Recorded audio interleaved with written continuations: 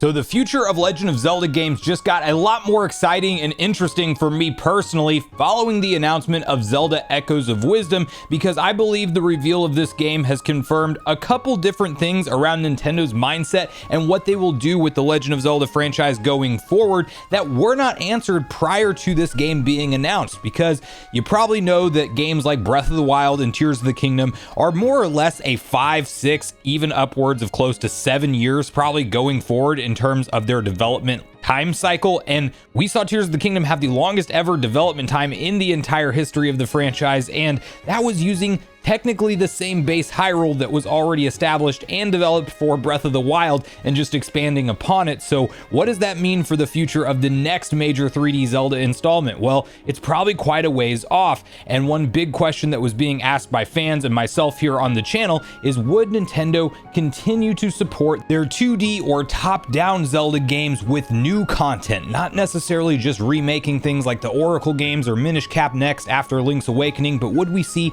new titles come out in the top-down 2D Zelda format? And we now know that answer is yes. The other thing that this reveal really answered, in my opinion, is that Nintendo is still sticking somewhat to that cadence in the Nintendo Switch's life cycle of having one new Zelda game per calendar year drop, and that also opens up the possibilities for what kind of ports, remasters, or brand new projects entirely we may see going forward from the franchise next. So we're going to get on the same page with all of these ideas and details. Before we do, make sure you like, subscribe, turn on your bell notification to join Sunbro Nation if you're new here. And with that, I do want to first kick off this conversation with talking about just how long it's been since we've had a brand new fresh entry in the 2D top-down Zelda category, and it's been since 2013 when Zelda A Link Between Worlds was released. And yes, this game was definitely a love letter and more or less set in a very similar Hyrule to A Link to the Past, but it did, however, have its own fresh story, gameplay mechanics, and entirely fresh dungeons, bosses,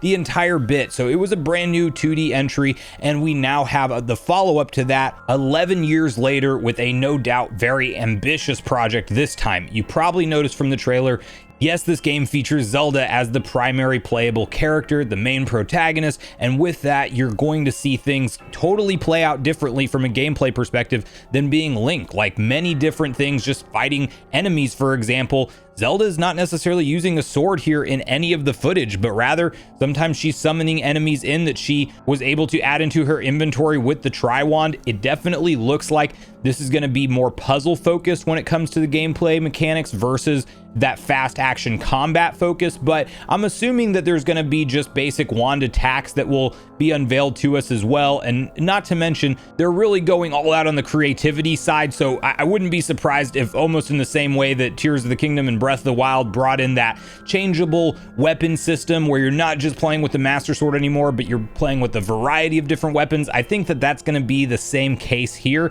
And I'm personally all for this, and I do think that it's going to be cool to have a different gameplay mechanic for a top-down Zelda. I don't think that you have to just do the same formula every single time, and from what I saw from the trailer, I'm very excited to see these different possibilities unfold. It does look like there's a lot more inventory management, because similar to Tears of the Kingdom, where you're like have that same scroll wheel of all the different items on screen that you can flip between. And it was communicated to us from Mr. Aonuma himself that the way you solve puzzles and interact and play through the story might be vastly different from player to player. So this is again taking that almost Tears of the Kingdom play the game your way style and putting it and incorporating it into a top-down 2D Zelda. And one door that this opens as well for future mainline 3D Zelda games is the fact that we might see Zelda playable one day in that environment. I don't necessarily think we'll see an entire main Zelda protagonist game released like the top-down Echoes of Wisdom, but maybe something where for part of the story you do actually play from Princess Zelda's perspective. I could see Nintendo potentially incorporating that, and I think sometimes they do these tests in their smaller projects to see how they would work in a bigger game, and I don't think that that's off the table. Now, there's probably some people that would be a fan of that and people that not so much, but I think that they could do some really unique story angles if you are playing through part of the game at least as Princess Zelda and maybe switching between them. Not to mention, we don't know that even in Echoes of Wisdom that we're not playing as Link. We've seen the opening cutscene where obviously he goes missing towards the beginning of the game, but we don't know that for certain battles or later on a major story point unfolds in the game game where he is back and we're using him for part of the experience as well. That's definitely on the table here. But largely, while this is just great news that we're getting the continuation of 2D Zelda games or top-down Zelda games alongside of mainline 3D entries, it also opens up that conversation of the annual Zelda release going forward. And that's where I think Nintendo may not stick to it strictly as we talk about the transition to the next generation Nintendo Switch hardware, whatever it ends up being called, Switch 2, Switch Attach, who knows what the name is. I'm hoping for Super Nintendo Switch, but regardless, we might see another Zelda game release in 2025, but if we don't see it happen in 2025, I think we do get something in 2026, similar to all the love and support we see for the Mario franchise lately, and kind of some of the spin-off games being brought back or brought over for the first time or given new installments, like Mario and Luigi Brothership being a new installment in that franchise for the first time in 9 years. I think Nintendo's going to also somewhat, maybe on a slightly smaller scale, but still give that same kind of mindset and treatment to the Zelda franchise for Zelda fans, because they know it makes them significant money every time a new Zelda game drops, and there's a number of different games that they can continue to remaster and rebuild while we're waiting on them to craft the mainline new 3D experiences for us. And I think some likely ones on the table, of course, I'm not going to be talking about Wind Waker and Twilight Princess following the most recent direct anymore until we just see Nintendo officially announce those games, unless there's a reason to think that they're coming over sometime soon. They could be saved for 2025 titles as surprise drops. They also might just be in the back pocket for Nintendo to maybe even upgrade more in the future, and they just want more time to go by before they give them a 4K version with 60 frames per second and kind of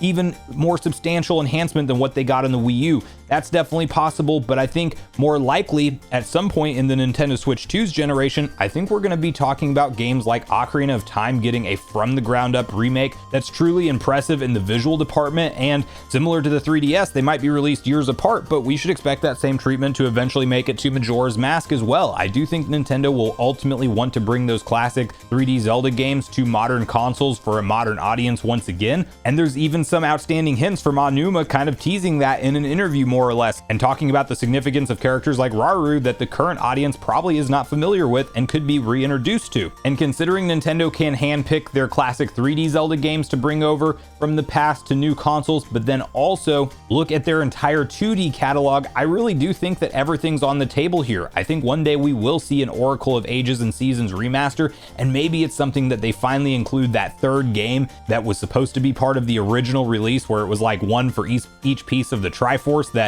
they had to cut the third one due to time. That would be really cool to see it make it into that ultimate Oracle of Ages and Seasons remaster. That could be something really notable and a reason for fans to go pick up that game when it drops. I think one day A Link to the Past will get a straight up remake or remaster, and maybe Zelda 1 and 2 in a bundle pack as well. I think Nintendo can really space this out. It's not like we're going to get something Zelda immediately all the time from them, but once a year seems to be their regular schedule. It might be a smaller spin-off game some years, like a Hyrule Warriors getting a new installment as well, that I think there's enough fans out there that will go pick that up. I don't think it makes sense for Nintendo just to cut off that collaboration, so we probably will see some additional Hyrule Warriors games as well. And then you just stop and think about the Minish Cap, Phantom Hourglass, and Spirit Tracks. Like, I mean, all the history of these different Zelda games that Nintendo has at their fingertips, even a simple 3DS port of A Link Between Worlds with the up-res HD treatment like we're seeing for Luigi's Mansion 2 HD and Donkey Kong Country Returns, all that kind of stuff could be easily given to games like this, and I do think that Zelda fans are going to be eating pretty well in the upcoming Switch generation for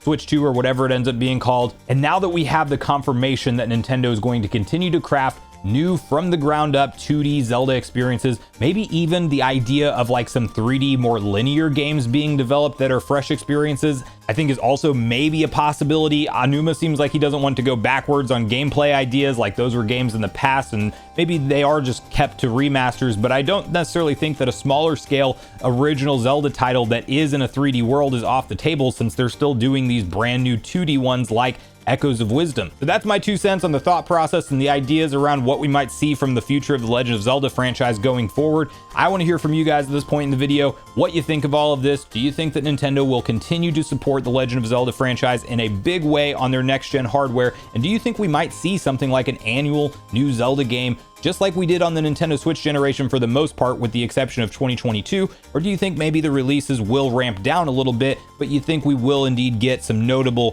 2D remakes, some brand new from the ground up ones? And do you think something like an Ocarina of Time HD from the ground up reboot is in the cards once again for the next gen console? Or do you think that might be multiple generations again before we ever see Nintendo go back and revisit that timeless classic? But thanks so much for watching the video today, everyone. Make sure you share all your thoughts and feelings in the comments down below before you leave, regardless if we agree or disagree. Also, make sure you like, subscribe, turn on your notification bell, and I will see you guys in the next video.